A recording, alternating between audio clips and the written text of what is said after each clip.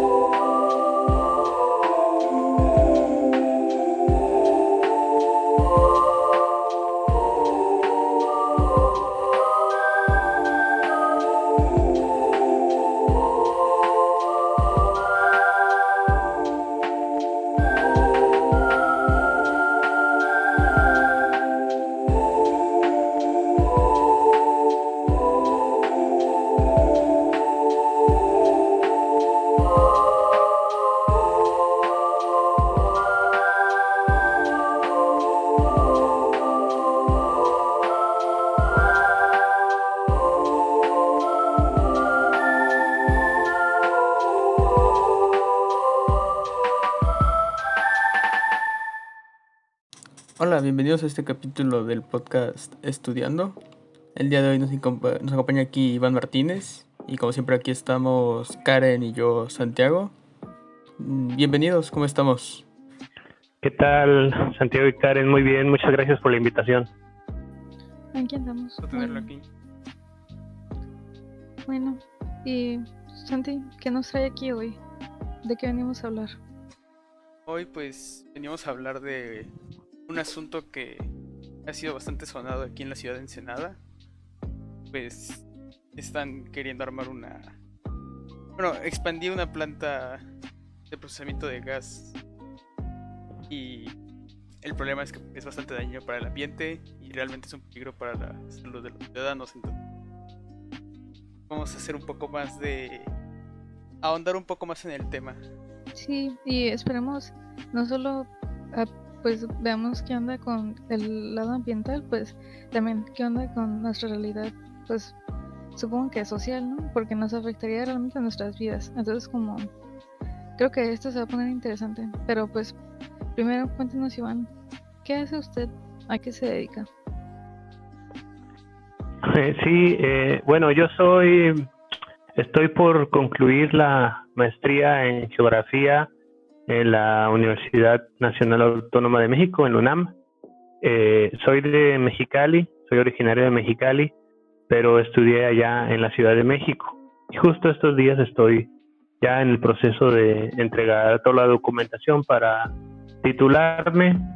Y pues, como comenté, es en geografía la maestría, el posgrado, y pues una parte de mis actividades tiene que ver con eso, con el trabajo con investigaciones de geografía, en temas también de territorio, de medio ambiente, y mucho desde la cartografía también, me he especializado en el desarrollo de mapas, elaboración, diseño de cartografía, también sistemas de información geográfica y pues todo lo que tiene que ver con el análisis espacial desde la geografía y desde estas herramientas tecnológicas.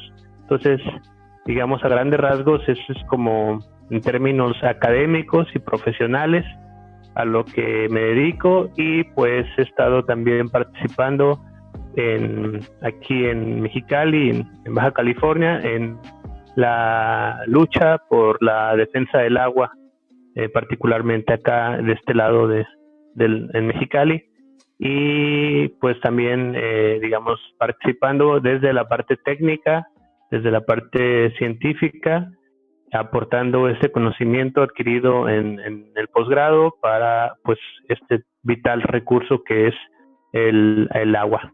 Entonces, eso es a grandes rasgos. Wow, qué interesante. Entonces, pues dice que está terminando la maestría. ¿De qué se trata su tesis exactamente? Mi tesis es sobre, yo analizo las infraestructuras de agua y de energía en Baja California. Con infraestructuras de agua y energía me refiero a, por ejemplo, las plantas de energía eléctrica, las redes energéticas como son los gasoductos, los poliductos, que los poliductos transportan gasolina, diésel y otros derivados del petróleo, y las líneas de transmisión eléctrica con las que se conectan las plantas con los, con los consumidores, con los nodos consumidores de la red. Y también analizo en el ámbito del agua pues los acueductos, las plantas de bombeo, de dónde se extrae el agua, para dónde se mueve y cómo se usa el agua, ¿no? Eso lo analizo desde la geografía, un poco desde la geografía económica y cómo estas infraestructuras impactan en la configuración del territorio, es decir, cómo,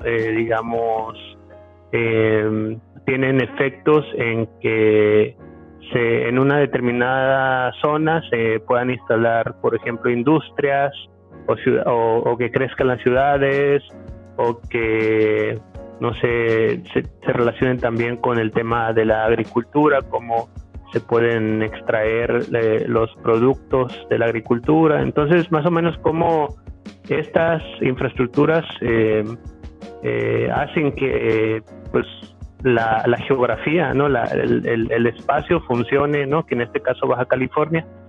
Y lo analicé, el desarrollo de estas infraestructuras a partir de la relación entre Baja California y California. Entonces, cómo muchas de estas infraestructuras han conectado a Baja California o tienen un enlace directo con California antes que con el resto del país. Y les doy un ejemplo. Cuando el primer medio de comunicación importante que llegó aquí a la región fue el ferrocarril. Y el ferrocarril venía desde Estados Unidos, desde El Paso, desde el oriente de Estados Unidos, y llegaba aquí a California y se conectaba con San Diego. Entonces había un ramal, o sea, un enlace que de ese ferrocarril salía y conectaba todo el Valle de Mexicali, y había otro que conectaba a Tecate con San Diego. Entonces, lo que quiero decir es que para que la gente o para que se pudiera comunicar, alguien quisiera llegar a través de ferrocarril de Sonora, del centro del país, a Baja California, tenía que a fuerzas cruzar Estados Unidos, subirse al tren allá y llegar a través de California a Baja California. Entonces, ese es un ejemplo de una infraestructura, en este caso de comunicación, que conecta primero al territorio con California, con Estados Unidos, antes que con México. Y eso se debe pues a que la península siempre ha estado muy aislada en términos geográficos por el desierto principalmente del resto del país. Entonces, es un ejemplo de ahora lo que yo veo es que ya hay carreteras, ya hay ferrocarriles que conectan con el resto del país, pero, por ejemplo, en términos de y ahorita supongo que vamos a abundar más sobre eso, pero en términos energéticos, por ejemplo, en cuanto a la electricidad, Baja California no está conectado a la red eléctrica nacional de México. Baja California está conectada a la red de Estados Unidos. De hecho, es una parte funcional de la red del suroeste de Estados Unidos, de la red eléctrica. Entonces, más adelante podemos platicar un poquito más, pero eso también impacta en que estos proyectos como los de Sempra sea más fácil instalarlos aquí porque hay una dependencia, digamos, en esta red de energéticas en Estados Unidos. Y bueno, eso fue lo que hacía grandes rasgos estudié, y pues hay varios proyectos que de manera particular trabajé, que ahorita vamos a ir hablando del tema, que uno de ellos es Sempra.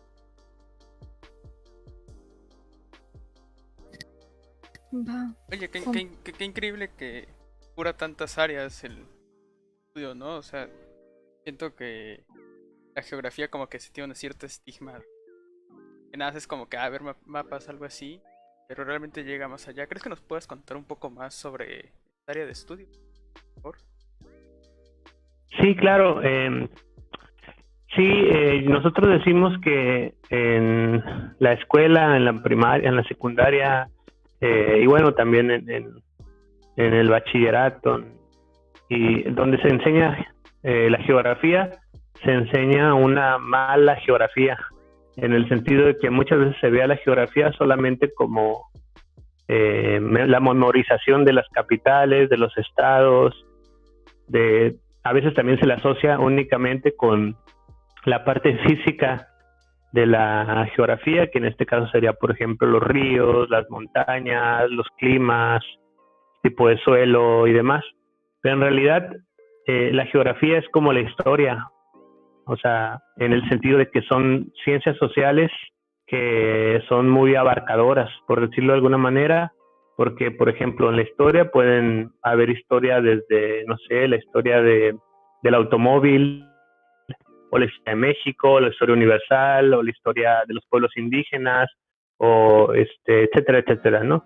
Entonces en todas partes y para todo hay historia. Y la geografía también. En el caso de la geografía, pues hay desde esta geografía que se dedica mucho al tema físico, natural, por decirlo de alguna manera, que tiene que ver con clima, suelo, vegetación, uso, orografía, hidrografía, etcétera, etcétera. Pero también está otra corriente que se llama la geografía humana, ¿no? Que esta es una distinción que a veces se hace comúnmente entre geografía física y geografía humana, pero en realidad la geografía siempre debería tratar ambos aspectos. Pero en cuanto a la geografía humana, pues estudian desde la distribución de la población, no sé, temas de percepción, o por ejemplo en aspectos electorales o de opinión pública. Es muy usada la geografía para entender dónde se ubican, por decirlo en términos generales, cierta preferencia o cierta opinión en la población. Pero también, por ejemplo, algo muy útil de la geografía es cuál va a ser el impacto social, ambiental y de configuración, digamos, territorial, comunicacional de una infraestructura, ¿no? Y decíamos, por ejemplo, que un caso muy emblemático puede ser precisamente la construcción de un ferrocarril. Ahora está en debate el caso del Tren Maya, por ejemplo, en la península de Yucatán, y hay muchos estudios de muchos ámbitos que se han hecho, y desde la geografía lo que se estudia es ese ferrocarril, qué impactos tendrá no solamente de manera directa en la selva, en el ecosistema en general, sino también qué dinámicas en base al uso del territorio permite esa infraestructura. Es decir, si hay, no sé, lugares donde hay presencia de minerales importantes, y el tren pasa cerca, eso detona una dinámica que antes no existía, que a lo mejor ahí estaban los minerales, se sabe que hay minerales en cierta zona, pero no se pueden extraer porque no hay vías de ferrocarril. Entonces la geografía permite analizar pues cómo esa infraestructura va a tener impacto en que ahí se desarrolle la minería, por ejemplo, o la industria, que eso es lo que se ha mencionado mucho, o el turismo. En el caso del Tren Maya, esos son los aspectos que están viendo, o sea, las dinámicas de turismo que va a detonar y cómo eso impacta también en que crezcan hoteles, que se afecte el ecosistema, o que se extrae más agua. Entonces es como muchos aspectos que se integran en la geografía para un análisis de este tipo de infraestructuras, por poner un ejemplo. Entonces, eso es a grandes rasgos este tema de la geografía, y claro, ya hay subdivisiones desde geografía social, geografía política, geografía económica, geografía de la población, así como les comentaba lo del tema de la historia. También en la geografía hay todas esas subdivisiones, digamos, ¿no? Pues eso, grandes rasgos. Entiendo. Suena muy interesante, pero me hace pensar, por ejemplo, hay personas que, pues, tienen el argumento. De hecho, me pasó mientras investigaba que vi personas discutir sobre, por ejemplo, si un proyecto va a tener efectos negativos en el ambiente, pues contestan con, pues sí, pero no podemos frenar el desarrollo económico, o piensa también en los beneficios pues sociales que va a tener eso, ¿no? También pensar, digamos, que en la gente. ¿Cuál es pues el punto de vista de la geografía en eso? ¿O son cosas que también se consideran al analizar estos pues fenómenos y así? ¿O cómo? Sí, digamos, ahorita que di un ejemplo, solamente expliqué, digamos, los aspectos de impacto ambiental, social y demás, pero, digamos, con una connotación, digamos, negativa, por decirlo así, pero también la geografía sirve para lo opuesto, ¿no? Para ver también ese impacto que va a repercutir en términos positivos. Y digamos, el ejemplo del ferrocarril, con el que empecé hace rato y hablé sobre la tesis, me parece muy importante mencionarlo porque hay escritos que yo consulté que decían que cuando antes el ferrocarril aquí, el que conecta con Sonora, se inauguró, si mal no recuerdo, en 1948. Antes, no había ferrocarril, tenías que cruzar por Estados Unidos. Entonces, cuando se inaugura el ferrocarril que llega aquí a Mexicali, era en una época donde la agricultura estaba creciendo mucho. Entonces, para que los agricultores del Valle de Mexicali adquirieran maquinaria, implementos para la agricultura, tenían que comprarlos de Estados Unidos. Entonces se aprovechaban de que Mexicali estaba aislado y les vendían a muy cara la maquinaria, o sea, muy muy cara comparada como se vendía en el resto del país. Entonces, digamos que un análisis es en este caso, por ejemplo, el hecho de que el Valle de Mexicali y Baja California estuviera aislado de México por vías de comunicación implicaba también aspectos negativos. Entonces, cuando se construyó el ferrocarril, ahora ocurrió al revés, pues ya podían no depender de comprarle todo a Estados Unidos, sino traerlo también del centro del país, y eso hizo que los precios de esos maquinaria, de esos aditamentos, insumos para la agricultura se hicieran más baratos y fuera más rentable. Entonces, también, digamos, todas las infraestructuras tienen esas dos caras, y aquí fue muy en el caso de Mexicali, este ejemplo me parece que es muy importante. O sea, el ferrocarril, la conexión con el resto de México fue muy benéfica, y eso provocó también que hubiera un flujo de migración para que la gente que llegaba aquí en esos años de los 50, toda llegaba en tren. Entonces hubo el poblamiento de aquí, de Mexicali, que antes estaba sobre todo poblado por extranjeros en otros países, chinos, estadounidenses y demás, y hubo un proceso que le llama la mexicanización del Valle de Mexicali, y se debió gracias al reparto agrario, por una parte, a toda esta, pero también había una política de conectar, de construir vías de comunicación que pudieran detonar económicamente y que provocaran este poblamiento. Entonces, tiene esos dos aspectos cada infraestructura. Y nada más por último también mencionar que así como hay en universidades, en el gobierno, por ejemplo, yo creo que casi todas las dependencias deben o deberían tener geógrafos en su equipo, porque todos tienen que ver, o la mayoría, con el territorio, desde la educación, entender cuáles son los aspectos socioeconómicos que implican que haya menor rendimiento en alguna zona, o la construcción de carreteras, de vías de tendidos de fibra óptica, etcétera, etcétera.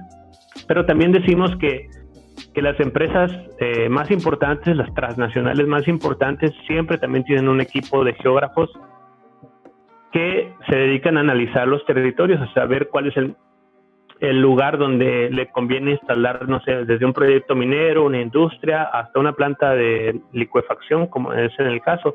Y no solamente analizan los aspectos físicos de suelo, de clima, de si hay recursos o no, si hay minerales.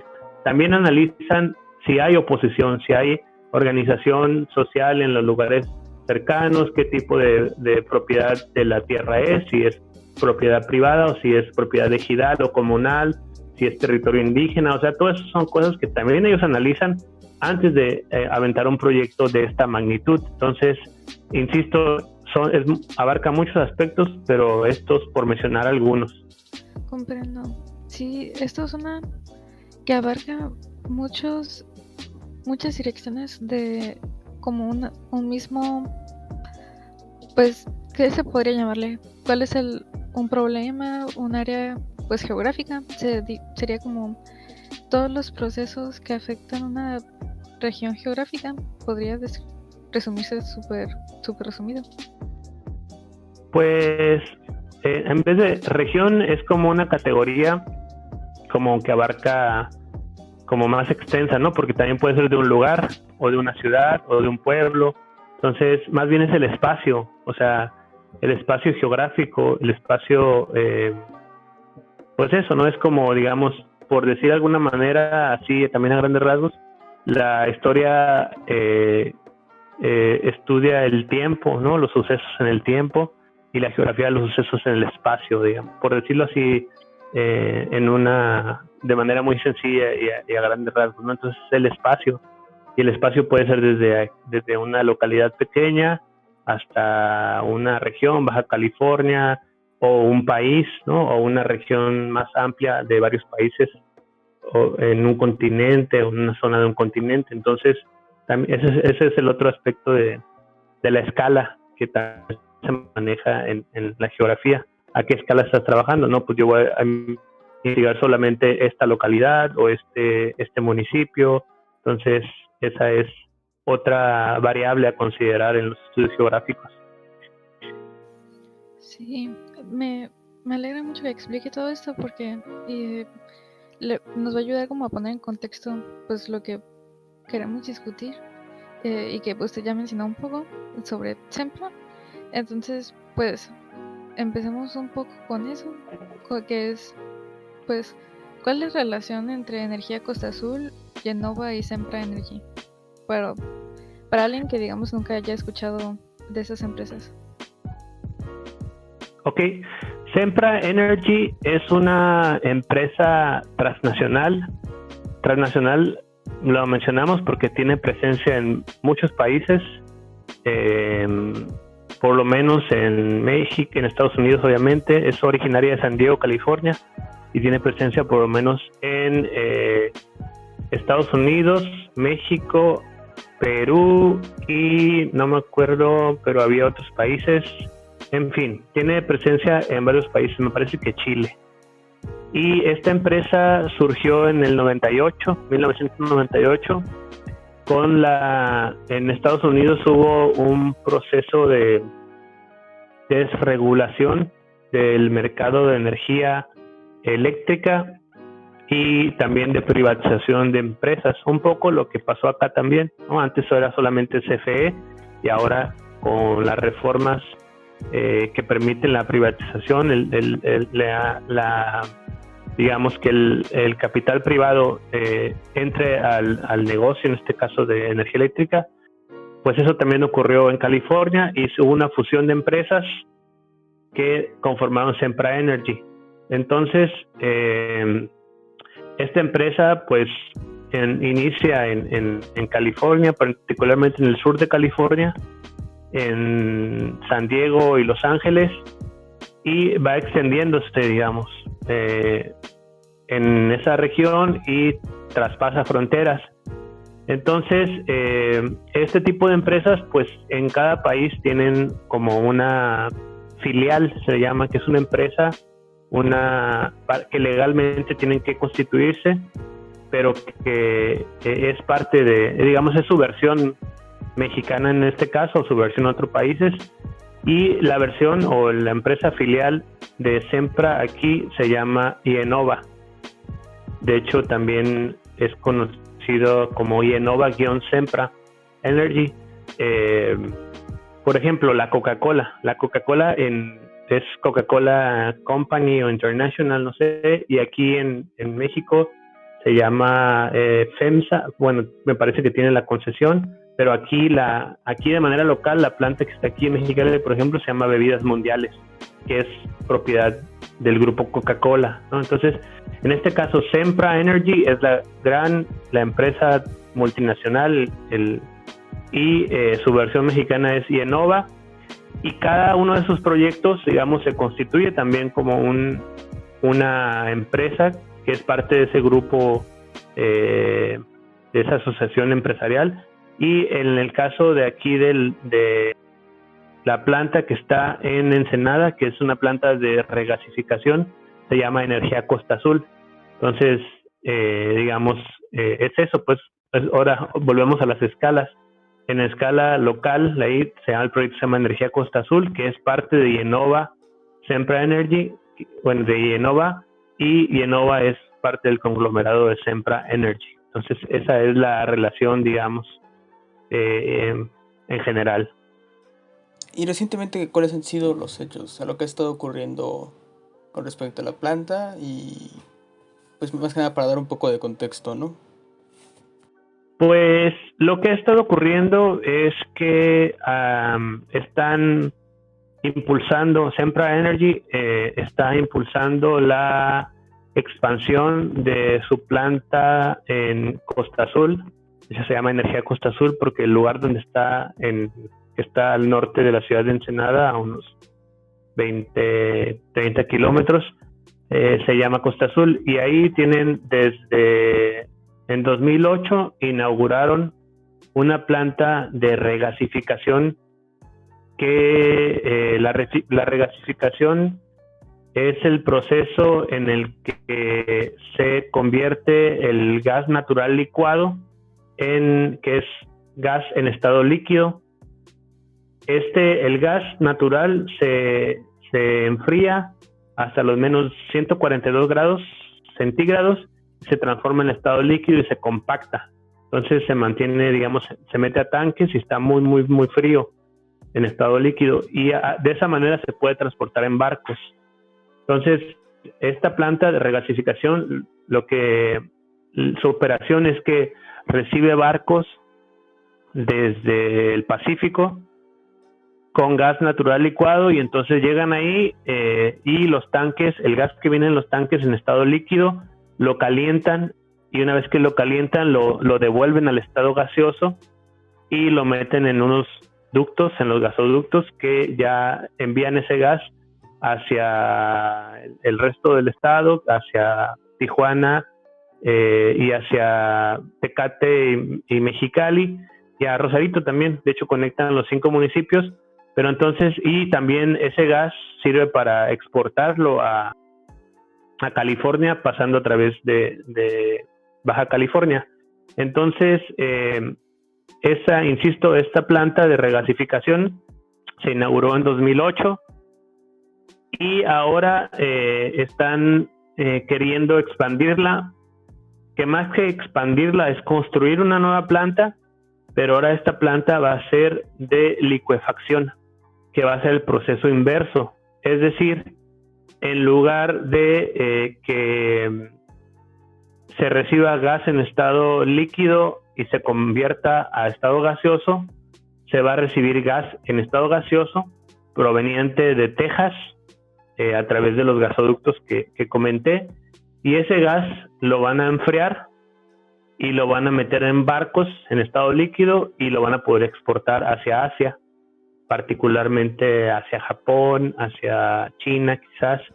Entonces, y esto se debe a que, de hecho, cuando Sempra inicia a construir sus gasoductos en Baja California, el gas lo traía de Texas y digamos, de la región este de Estados Unidos. Después, cuando le salió más barato o más redituable comprarlo no sé, en Indonesia, en Qatar o hasta en Bolivia, entonces fue que construyó esta planta de regasificación, la que ya está. Y ahora, con con cómo se ha ido moviendo el precio del gas a nivel internacional, le sale más barato traer el gas de Texas hacia Baja California en lugar de traerlo desde el Pacífico.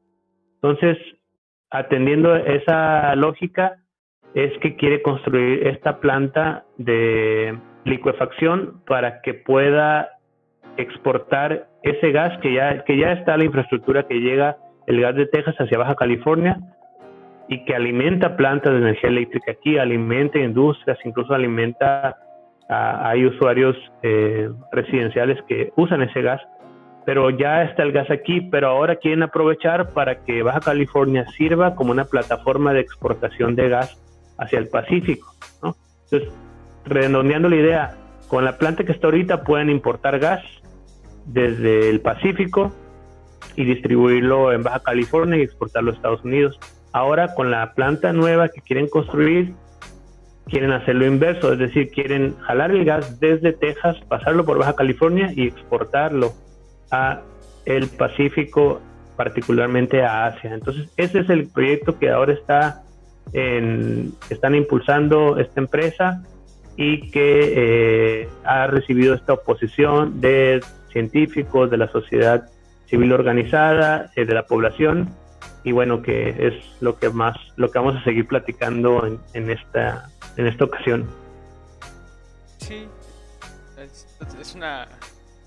es bastante lo que está ocurriendo, ¿no? ¿Crees que nos podrías comentar un poco más de por qué sale esta oposición a la expansión de la planta? Claro. Pues bueno, hay varias, digamos, afectaciones, varios impactos ambientales, más bien socioambientales, y riesgos que implica la instalación y operación de este tipo de infraestructuras. Uno de ellos es el impacto ambiental, y ese también, digamos, lo podemos diferenciar también en dos escalas. Uno es la escala local, o sea, cómo puede afectar de manera inmediata en el entorno que está alrededor de la planta, que cabe decir que para quienes no conocen, pues es cerca al lado de la carretera escénica Tijuana-Ensenada, en la zona de Costa Azul, que es una zona con un ecosistema muy bien conservado. Se dice que es de las terrazas costeras mejor conservadas del litoral pacífico, y ahí hay pues flora y fauna en el mar que puede ver afectada por la operación de la empresa, porque pues para enfriar o calentar el gas utilizan, bueno, en el caso para calentar utilizan agua que pues valga la redundancia, la calientan, aumentan su temperatura para que pueda el gas convertirse en estado gaseoso, y esa agua de la operación de esta planta es vertida de regreso al mar. Entonces ya tiene alterada la calidad y tiene alterada la temperatura. Entonces los cambios en temperatura afectan también en la fauna y flora que está aledaña pues ahí. Entonces ese es un impacto directo. También en base a lo que he investigado y leído, es que puede afectar la pesca, porque si hay alteración de las comunidades de peces, puede también afectar las actividades pesqueras de la localidad. También en el tema de las ballenas grises, que es sabemos que el corredor de todo Baja California es por donde pasan cuando van a aparearse en el proceso reproductivo. Entonces, el hecho de que estén circulando grandes buques industriales, porque no son pequeños barcos, o sea, son grandes infraestructuras, eso puede afectar al proceso reproductivo de las ballenas. Otra de las afectaciones tiene que ver más que nada con las emisiones de gases. Según lo que argumentan los científicos del CICESE, con esta planta de licuefacción es que puede haber fugas de gas metano, y ese gas metano tiene varios impactos. Es mucho más dañino, por decirlo de alguna manera, a la capa de ozono y en relación a otros gases de efecto invernadero como el CO, como el monóxido de carbono. Entonces implica que va a haber mayor afectaciones a nivel que va a afectar en el calentamiento global, y eso pues aquí en la región se está viendo mucho los efectos del calentamiento global con la sequía que se está viviendo y con los incendios que se dan cada año, y que ahora en California fue muy dañino, particularmente este año, ¿no? Entonces, pero también las fugas de gas metano pueden generar explosiones y pueden también afectar a la población local, el hecho que haya fugas, porque son gases que no tienen olor ni color. Entonces, pues puedes haber una fuga y que llegue y no darte cuenta. Entonces, eso también es un riesgo. Y también otro de las afectaciones tiene que ver con cómo impacta a las actividades turísticas y recreativas que se practican en esa zona. De hecho, al lado hay un complejo turístico que se llama Bajamar, y ellos se han opuesto desde el 2006, desde que iniciaron con las gestiones para la planta, porque iba a afectar o sea, ¿quién en su sano juicio va a descansar a una zona que pues está al lado de una gran planta energética de gas? Imagínense, ¿no? Entonces, eso en cuanto al temor que puede causar digamos, ir ahí a vacacionar, pero de manera inmediata, pues en el paisaje, ¿no? Antes tenías como una costa muy bonita, y ahora tienes una gran instalación industrial que emite ruido, que emite contaminación, que también tiene contaminación lumínica, porque pues son infraestructuras de muy grandes y demás. Entonces todo eso impacta a las actividades turísticas. Y finalmente el riesgo, ¿no? Que estas plantas son consideradas infraestructuras de alto riesgo, porque pueden explotar, pues, o sea, pueden tener fugas y causar accidentes, como ya han ocurrido en otras regiones, en otros países. Y como en Argelia hubo, me parece que a inicios de los 2000 o alrededor de esos años, hubo una explosión por las fugas de este tipo de plantas. Entonces, de hecho, uno de los motivos por los que se instaló aquí en Baja California fue precisamente por el tema de seguridad, ¿no? Y el tema de los riesgos. Casi la mayor parte de los proyectos de SEMPRA iniciaron en el año 2000, 2001 a instalarse acá en Baja California, a planearse y demás. Entonces coincidió con el ataque a las Torres Gemelas en Nueva York y el impulso de la nueva política de seguridad nacional, y con el pretexto del terrorismo. Entonces, un estudio del Congreso de Estados Unidos identificó que este tipo de plantas podría ser objeto de un ataque terrorista. Entonces, eso, digamos, imposibilita que se instalen en San Diego, por ejemplo, que ahí es donde es SEMPRA, es de San Diego. Ahí tienen sus principales clientes y sus infraestructuras y demás. Pero entonces no se permite, porque tiene ese riesgo, ¿no? de este tipo de plantas. ¿Y qué ocurre? Pues entonces nos pasan no solamente las afectaciones ambientales, sociales y demás, sino también los riesgos que implican ese tipo de empresas. Entonces, digamos, eso es a grandes rasgos, por mencionar algunas partes de las afectaciones. Y bueno, y nada más decir que que todo proyecto tiene afectaciones implícitas.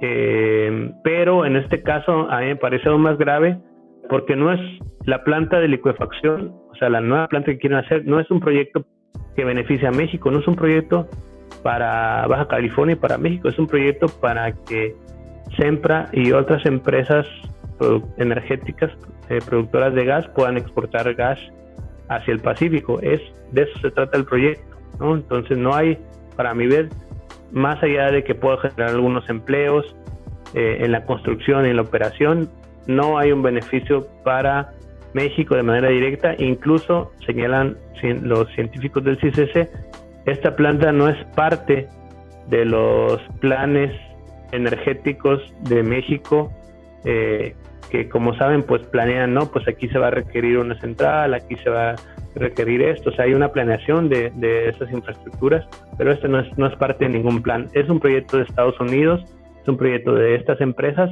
para que a través de Baja California puedan exportar gas. Entonces, eso para mi ver lo vuelve aún más grave. Entonces, pues, estos son los elementos que puedo comentar a grandes rasgos. ¿Nos podría contar un poco sobre cómo desde cuándo inician las actividades de Sempra aquí en México? Pues bueno, Sempra inicia las actividades digamos, a construir, a impulsar infraestructuras energéticas en Baja California a finales de, digamos, en los años 90. Me parece que en el 96, 98, cuando recién se forma, una de las primeras infraestructuras que instaló aquí fue una red de gas natural para Mexicali, que básicamente era una extensión de la red que ellos tenían ya en California, en el sur de California, pero es una red de distribución más que de transporte. La diferencia entre la red de distribución y la de transporte es como, digamos, como la diferencia entre las grandes torres que vemos de cableado de electricidad, que vemos que hay unos grandototas que recorren así, no sé, por ejemplo, de Mexicali a Tijuana, de Tijuana hacia Rosarito, Ensenada, y ya esas redes llegan a las ciudades, a las estaciones, y a partir de ahí sigue, eso sería el transporte. De ahí, a partir de ahí sigue la distribución, que sería ya todas las otras redes más chiquitas, de menor capacidad, que van hacia las casas, hacia las colonias y demás, ¿no? Entonces, esta red de gas que instaló Sempra en Mexicali era ya solamente de distribución, es decir, ya directamente para conectarla con los usuarios industriales, con las colonias que reciben gas, etcétera, etcétera. Entonces, ese fue su primer proyecto y fue la primera empresa extranjera que instaló una infraestructura de ese tipo. Pero digamos, ese fue un proyecto pequeño que sí tiene un importante impacto aquí porque permite también que lleguen industrias y demás, pero digamos que la gran transformación territorial impulsada en términos energéticos inició a raíz de la crisis energética de California. Esta crisis ocurrió más o menos en el periodo de 2000-2001 y fue una crisis inducida por las empresas encargadas de la energía en California. Y menciono esto porque ya hay estudios que mencionan cómo una empresa en particular que se llamaba Enron, que fue en su momento una de las mayores empresas de Estados Unidos y que era la principal empresa de manejo de gas en Estados Unidos. Esta empresa empezó a manipular el mercado de gas. Como tenía tanto control sobre la producción, transporte, sobre el financiamiento y de exploración de nuevos campos de gas, tenía mucho control. Entonces empezó a manipular el mercado, apagando o reduciendo la producción en los momentos de demanda, en las horas pico, en los momentos de mayor demanda. Y eso lo hacía argumentando que requerían mantenimiento las plantas y demás. Entonces, al reducir la producción, la oferta en los momentos de alta demanda, pues eso provocó que hubiera apagones masivos, quiebre de empresas, que los precios subieran muchísimo y que Enron tuviera ganancias récord. Entonces, ahí también estuvo involucrado Sempra porque era la empresa encargada de electricidad, entonces hubo ahí una complicidad. De hecho, recibieron multas millonarias por estos fraudes, pero Enron, como ya tenía, era una empresa muy grande que producía, también tenía redes de fibra óptica, de internet, de agua, en fin, era una empresa grandísima que había estado como inflándose artificialmente. Se descubrió todos esos fraudes que hizo y es considerada la caída más grande, ¿no?, en la historia de Estados Unidos de una empresa, la caída de Enron. De hecho, hay un documental que recomiendo que se llama Enron, los chicos más listos del cuarto, que habla sobre esta gran caída de Enron. El caso es que ocurre esta crisis energética, hay apagones, hay quiebre de empresas y demás.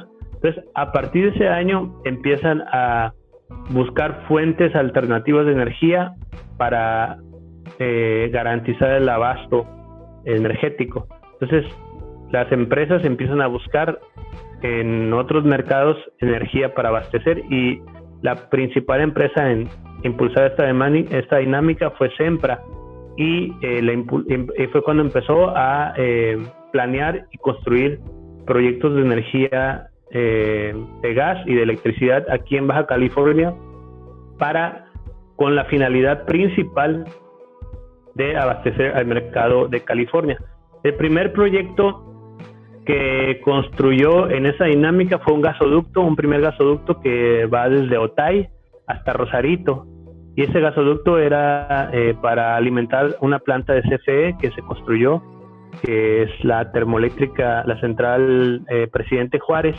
Después eso fue como en 2001 más o menos, y en 2000 inmediatamente siguió con otro proyecto que es un gasoducto mucho más grande que este de Tijuana a Rosarito, que va desde Mexicali hasta Tijuana. De hecho, es un gasoducto que se conecta en Los Algodones, que es la parte más al noreste de Mexicali, casi en la frontera con California y Arizona, y ahí se conecta con otro gasoducto que viene desde Texas, de toda esa zona. Entonces, ese gasoducto que construyó Sempra, ahí inicia y pasa por todo el sur de Mexicali, va hacia el poniente, sube la Rumorosa, la Sierra Juárez y llega hasta el sur de Tecate. Entonces ese fue como el segundo gasoducto, pero ese gasoducto ya le permitió construir una planta termoeléctrica aquí en Mexicali, que está a la salida hacia Tijuana, que es la termoeléctrica de Mexicali. Esa planta, que es una planta bastante grande, que se alimenta de gas, es la producción de energía eléctrica está 100% destinada al mercado de California, es decir, no está conectada aquí a la red del estado, sino es completamente 100% exportación. Y otra empresa también aprovechó y construyó otras 2 plantas termoeléctricas también ahí cerquitas de esta. Una de esas plantas es también 100% exportación y otra planta es para alimentar al mercado local. Y ambas plantas se alimentan de este gasoducto que se llama Baja Norte, el gasoducto. Entonces, ese fue el siguiente proyecto. Y después, el siguiente gran proyecto fue la planta de regasificación que ya hablamos, que está en Ensenada. Y ahí es curioso lo que ocurrió, porque cuando había esta gran demanda de gas natural en todo lo que es el suroeste de Estados Unidos, particularmente California, empezó una gran competencia de varias empresas transnacionales grandes energéticas para construir una planta de regasificación aquí en Baja California. Por lo menos hubo 6 proyectos de plantas de regasificación que estuvieron compitiendo más o menos en los años del 2006, quizás un poco antes, y estas había desde ahí en Costa Azul, otra estaba en Rosarito, otra estaba en las Islas Coronado, otra en playas de Tijuana. Entonces hubo varios proyectos y hay denuncias en las que se señala que el gobierno del estado en ese entonces, a cargo de Eugenio Lourdes, benefició a Sempra para que pudiera ganarle la competencia. Entonces ahí pueden buscar en internet y buscar esas denuncias que señalan pues cómo le ayudó a eliminar la competencia. Se queda, la que gana es Sempra, y en asociación con otra, se asocian con Shell y construyen la planta ahí en Costa Azul.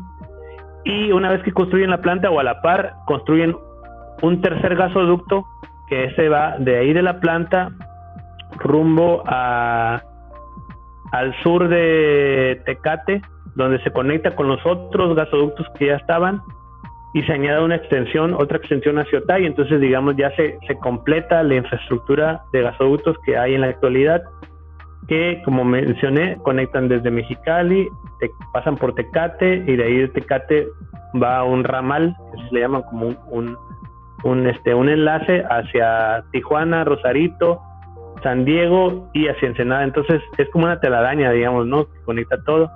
Y eso es lo que hay de gas natural ahora.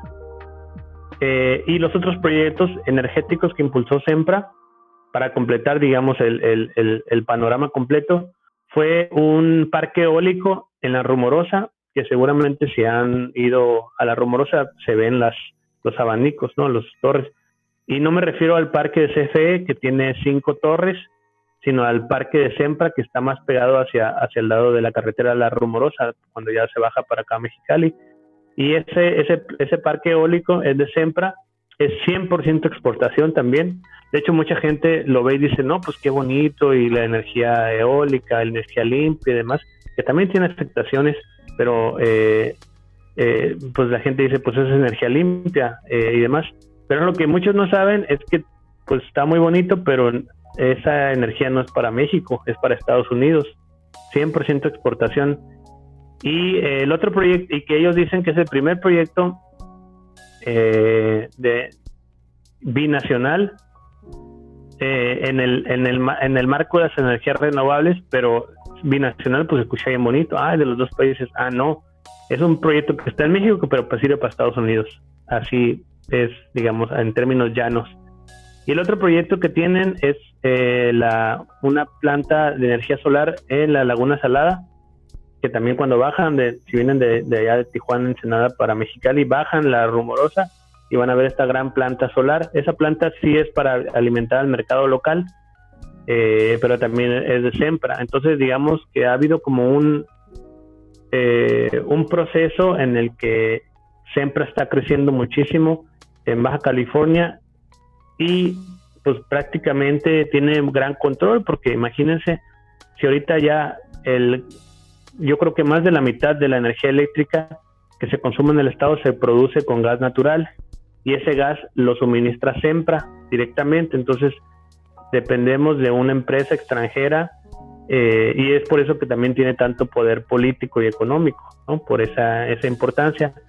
Y los otros proyectos, ya para terminar, es que ya platicamos de esta planta de licuefacción, pero hay otro proyecto que está también en proceso, que es una planta que va a permitir recibir gasolina y diésel, y que está también me parece que se está más cercano a Rosarito.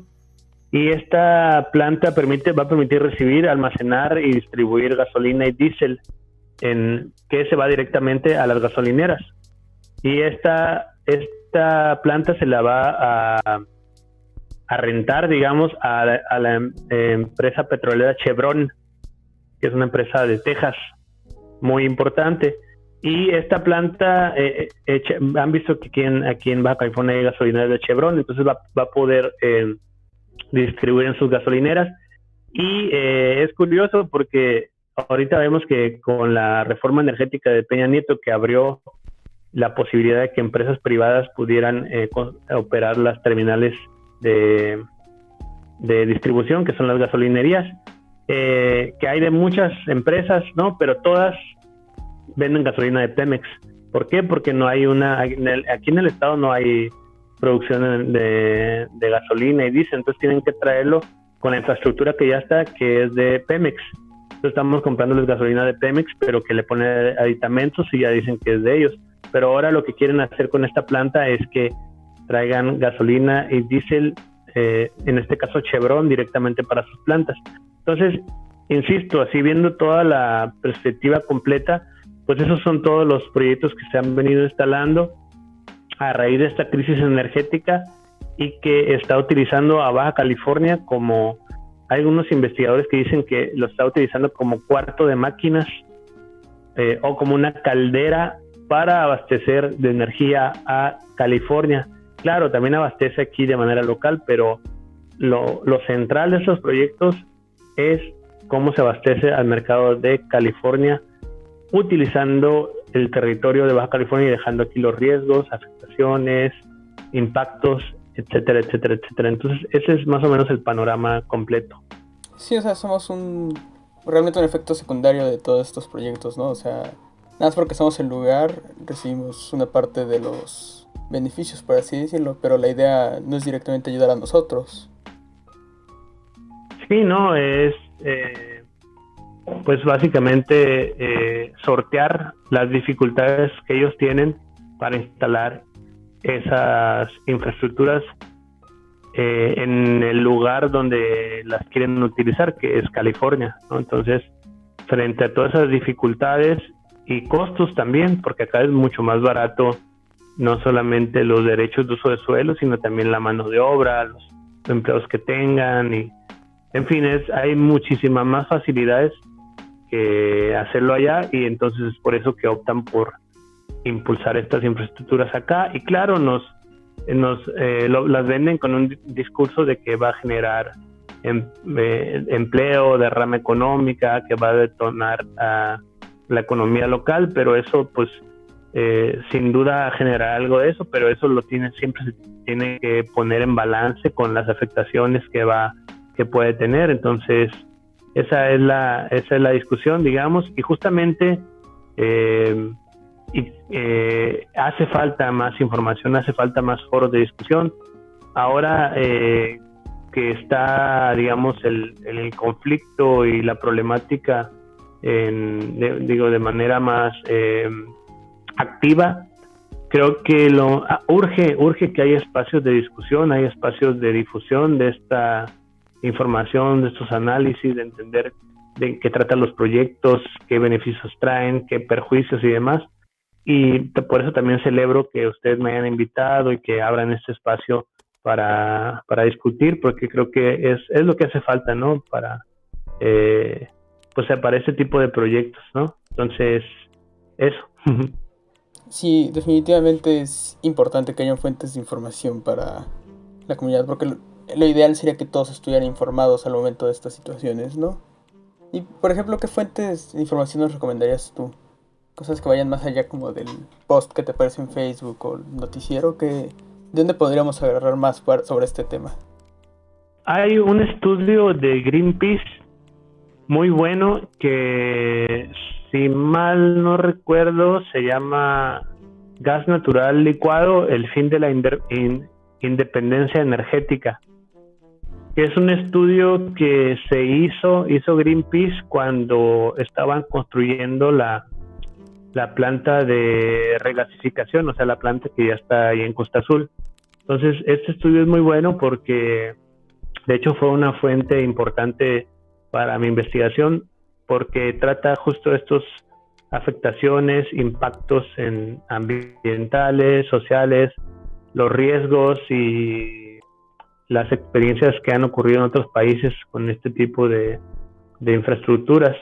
Y entonces así se llama Gas Natural Licuado, el fin de la independencia energética, de Greenpeace.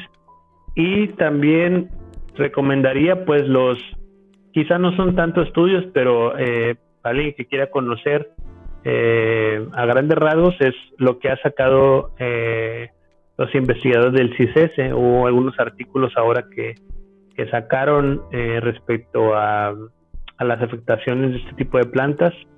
Y bueno, ya espero que pronto pueda publicar mi tesis. Ahora sí que hago un comercial solo para mí mismo, porque también ahí, digamos, ahí aporto algunos elementos que incluyen mapas, por ejemplo. Yo utilizo muchos mapas en la investigación que pueden servir para ver dónde están los proyectos y entender, digamos, de mejor manera esto que yo menciono, que es cómo se configura el territorio. ¿Y qué más? Pues es esto lo que me acuerdo de momento, y pues hay también creo yo que una necesidad de que las universidades, en el caso de las universidades aquí del estado, tanto UABC como CICES, la propia UNAM que está aquí, pues también tomen este tema muy serio y que impulsen también investigaciones pues de estos impactos, de los riesgos y todo eso, pues porque a fin de cuentas son universidades públicas que deberían de servir para los problemas que se están viviendo aquí en el estado. Entonces, pues eso es lo que podría comentar al respecto. Pues muchas gracias. Entonces, las ligas a esas fuentes de información las pondremos en la descripción para que los que nos están escuchando puedan consultarlas. Y pues cuando salgan la tesis nos pasas ahí la liga y la marcamos para que la sigan también. Claro, con mucho gusto. Wow, y sí, o sea, esto suena súper complejo y realmente el beneficio social, aparte de, pues sí, también es que quisiera contar un poco de la famosa encuesta, pero que, pues, contando esos beneficios que, pues, no son tan, siento yo, significativos, y, pues, cuántos empleos ya con la planta corriendo se necesitarían, porque tengo entendido que hay, pues, empresas que son bastante tecnológicas y ni siquiera necesitan de tanta mano de obra. Sí, según tengo entendido, generaría ya empleos permanentes, muy pocos.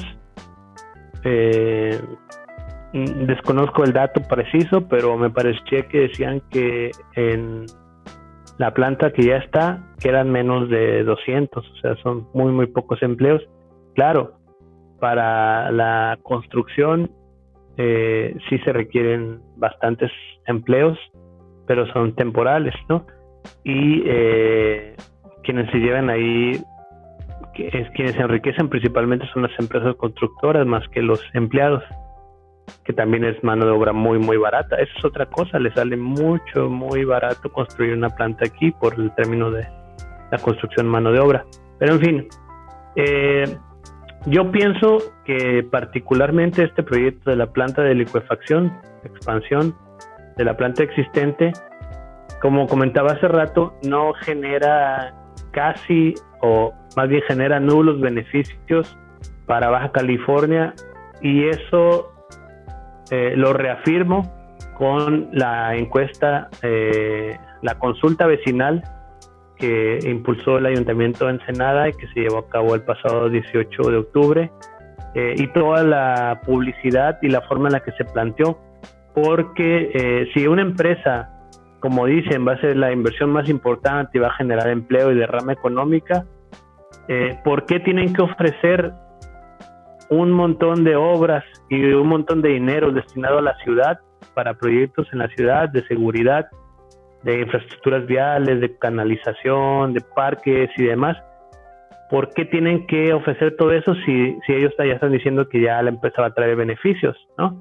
Entonces, yo creo que eso generó sospecha, y siento que generó bastante, pues eso, ¿no? Como desconfianza de mucha gente que ni siquiera sabía de qué se trataba el proyecto, porque eso fue lo otro, no hubo ninguna información sobre qué significaba esa ampliación de SEMPRA. De hecho, en la información oficial del ayuntamiento, de la consulta, dice: si aceptas que la empresa Energía Costa Azul amplíe sus operaciones en Ensenada, entonces la empresa va a destinar tanto dinero a la ciudad, y te hablaban así como de todas las maravillas Entonces uno dice, bueno, pero si estás diciendo que la instalación de esta empresa va a traer beneficio de derrama económica de empleos, ¿por qué me tienes que ofrecer, insisto, por qué me tienes que ofrecer todo esto para convencerme, ¿no? Ahí hay gato encerrado, ¿no?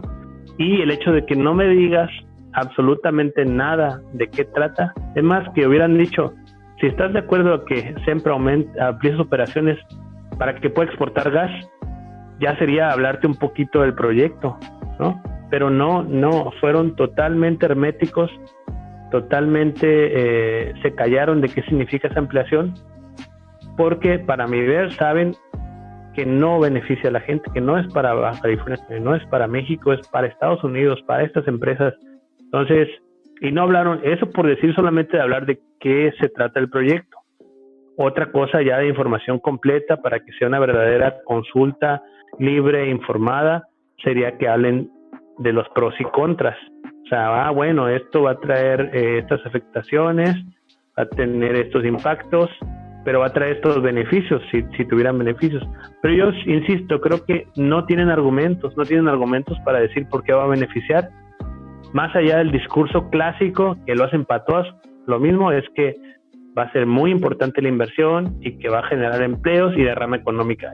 Con esa frasecita quieren justificar todos los proyectos y no es suficiente, definitivamente, y más de cara a la gente. Tienen que hablar de qué trata el proyecto, cuáles son las implicaciones y detallarlo, hacer foros de consulta, hacer foros informativos, difundir toda esa información para que la gente participe realmente en un ejercicio democrático, como sería una consulta, en este caso consulta vecinal.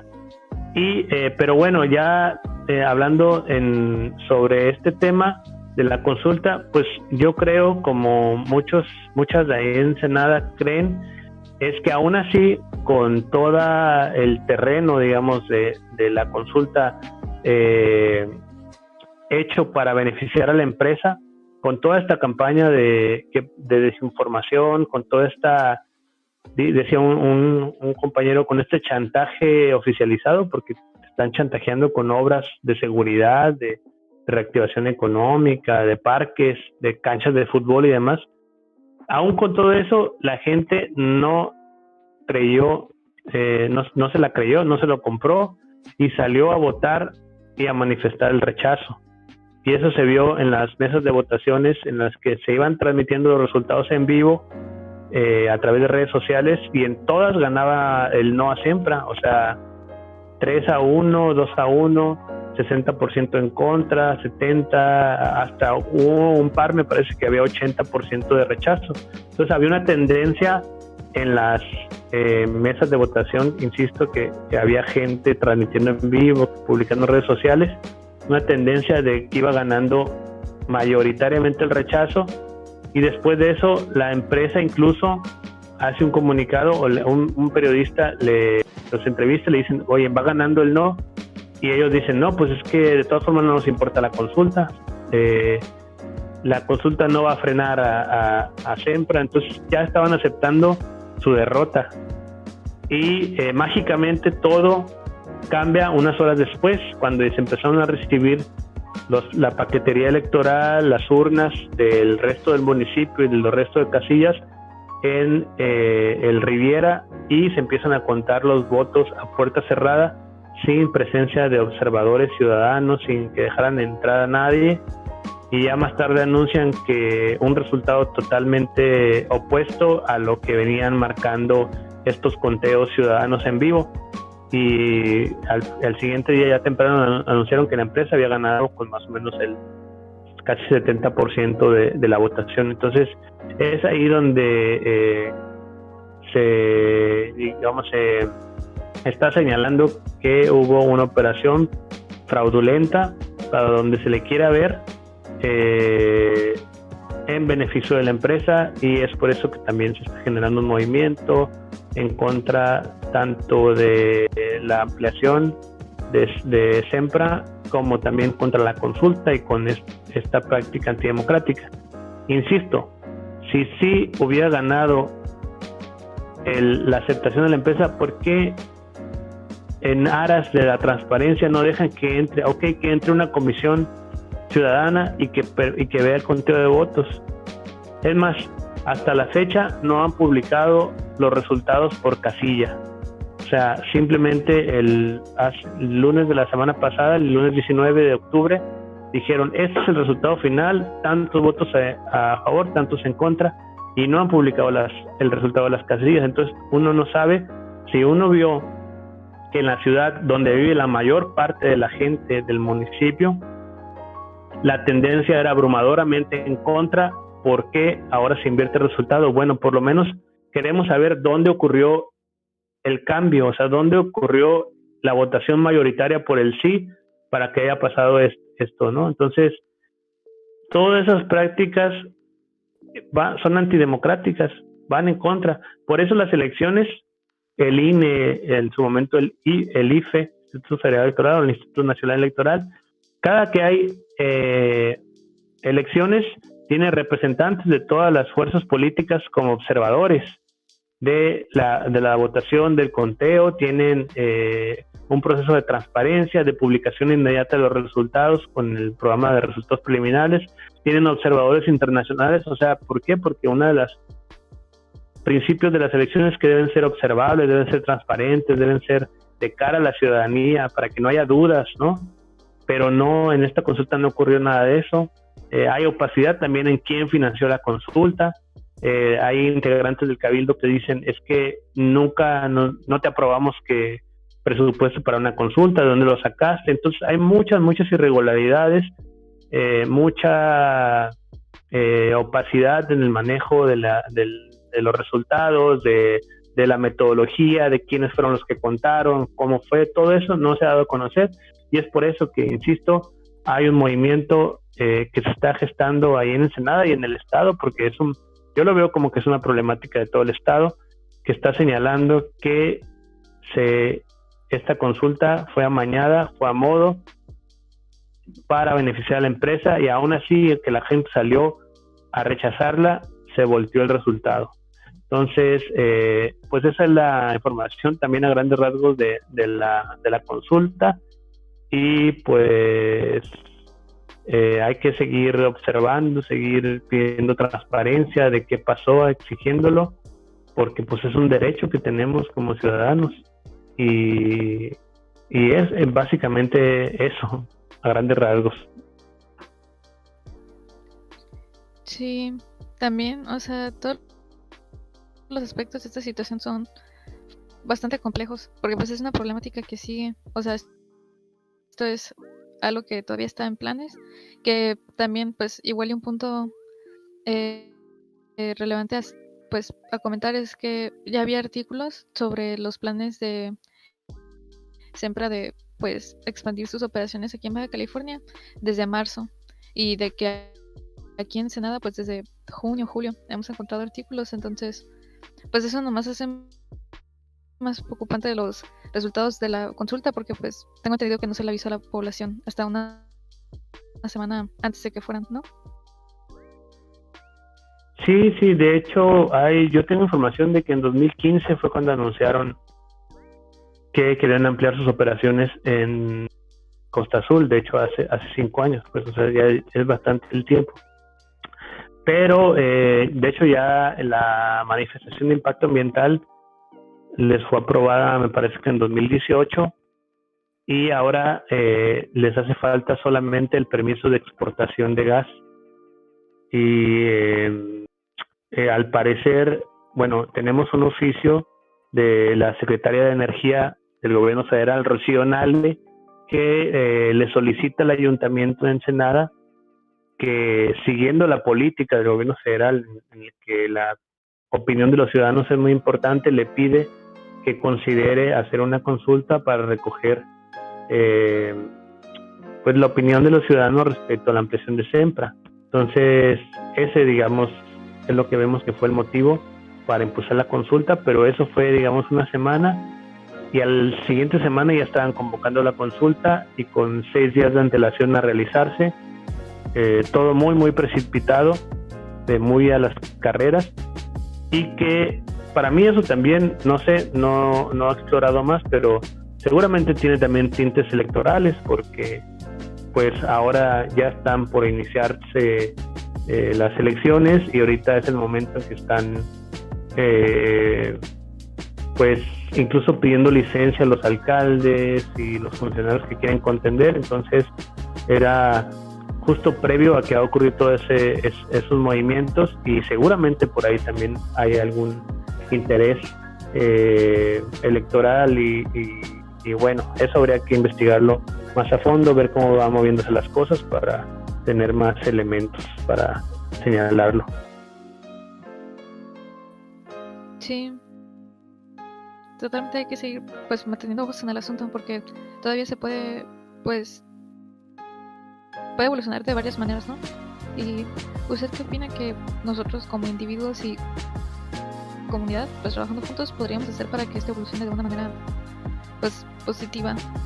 Bueno, pues lo principal es la organización ciudadana, y creo que ahora se está generando pues un movimiento de personas de ahí de Ensenada que está pues buscando generar organización en contra de esta ampliación y en contra de esta arbitrariedad de la consulta.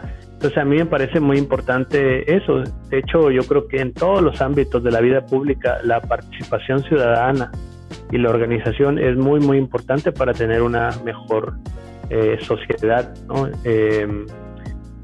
Y creo que esto es, insisto, muy importante. Esto que están haciendo ustedes también me parece sumamente importante, porque es generar un espacio de comunicación para discutir el tema, para que se conozca y para difundir la problemática, y entonces por eso también los felicito por este programa. Y finalmente también decir que yo creo que sí es posible que el proyecto se pueda cancelar, que se le pueda ganar, digamos, a la empresa. Y creo que Mexicali es el gran ejemplo de que es posible eso, porque acá, como saben, teníamos el problema con el conflicto por instalación de la planta cervecera de Constellation Branch, y que después de 3 años de lucha, de oposición, en el que hubo muchas diferentes acciones, estrategias, desde foros, desde programas, también comunicación, volanteo, impulso de un plebiscito, de una consulta, protestas, en fin, muchas acciones.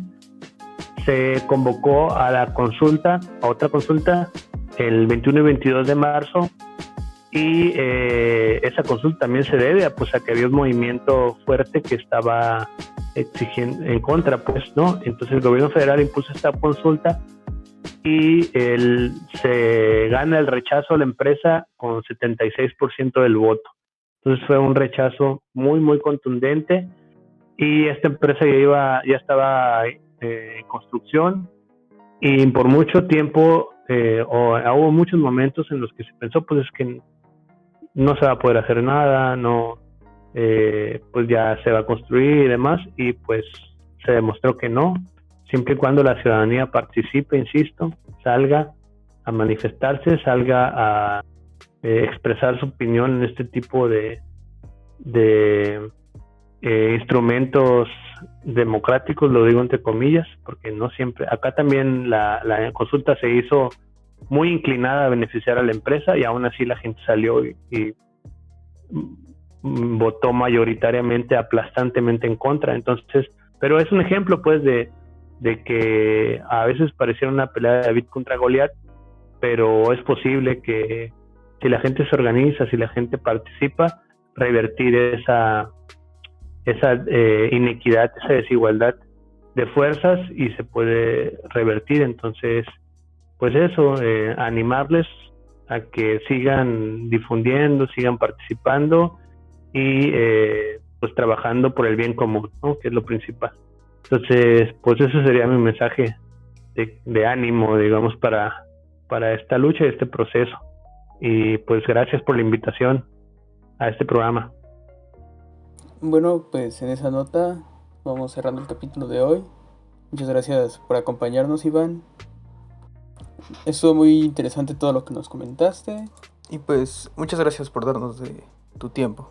Porque realmente es muy importante que la comunidad esté informada al momento de decidir sobre estas cosas, ¿no? Claro. Sí, más porque... No, pues gracias a ustedes. Sí. Vas, Karen. Sí. Ay, perdón. Me pasa mucho eso, pero sí, en especial porque usted sabe de la situación desde incluso pues un aspecto científico y pues realmente nos ayuda a comprender esto de una manera integrada, o sea, desde los varios aspectos geográficos que lo conforman y realmente pues nos ayuda a ver las cosas con claridad y pues sí, poder hacer esa comparación de que cuáles son los beneficios, cuáles son las pues efectos negativos y desgraciadamente ahorita los efectos negativos son aplastantes y pues me alegra de tener que pues existe en la comunidad alguien que sepa de esto a profundidad. No, pues muchas gracias, insisto, por la invitación. Les mando un abrazo y estamos en contacto, ¿va? Igual, hasta luego.